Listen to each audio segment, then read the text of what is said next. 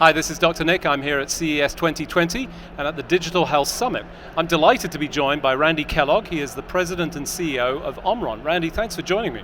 Thanks for having me, Dr. Nick. So this is exciting for me because if there's one thing that I'm really focused on, it's blood pressure, and that's your business, right? It's the focus, but it's a little bit deeper than that. Tell us what your mission is. So our mission is, we call it going for zero, the elimination of heart attacks and strokes. And we made it going for zero because it's memorable, and we can bring out the zero heart attacks, zero strokes, and zero excuses for not taking care of your heart.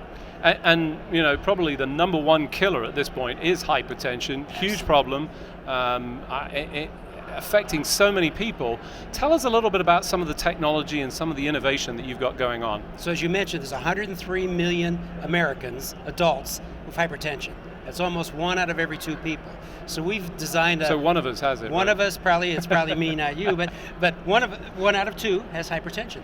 And we've designed our products and our programs to help those people take better control of their heart. So it could be as simple as just a $40 blood pressure monitor that you would buy at your pharmacy, that you would monitor maybe once a month, just to check where you are, or to the extent of our wrist wearable watch BPM that you can wear all the time and take your blood pressure 2, 3, 4, 5 times a day, or anytime you feel like something is happening.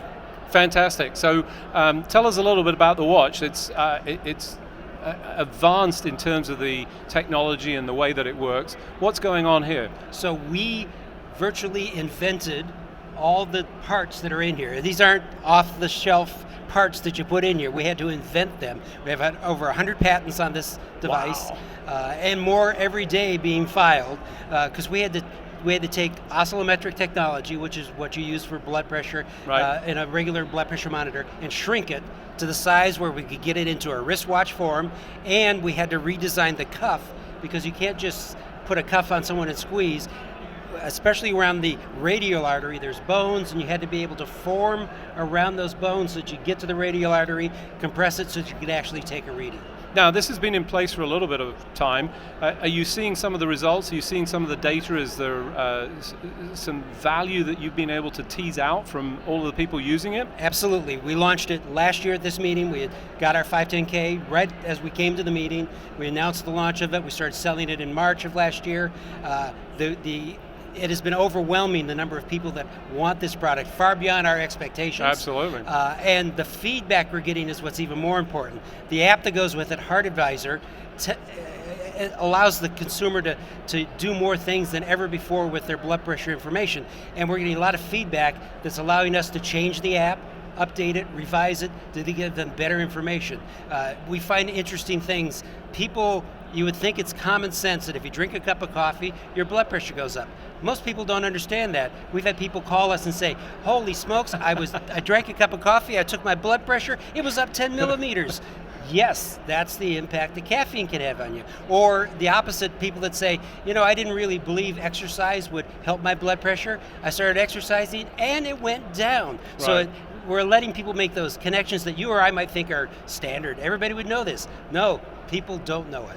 And I imagine that one of the other insights you might see, if you get the geography and timing, you might see a rise in blood pressure around the Super Bowl, for instance. You see around events. The other one we see a lot is when there's stressful times like Christmas or holidays, or even more so, stressful times at work or family. Right. People will call and say,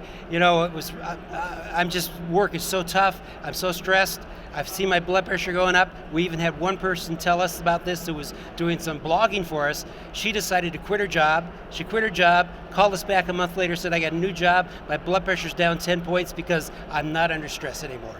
So even jobs are driving up our blood pressure. Absolutely. I think some of us probably go, I'm not that surprised. So where's it going? What are you excited about for the future? So for the future, we want to bring more heart signals into the monitor so that doctors can see more information.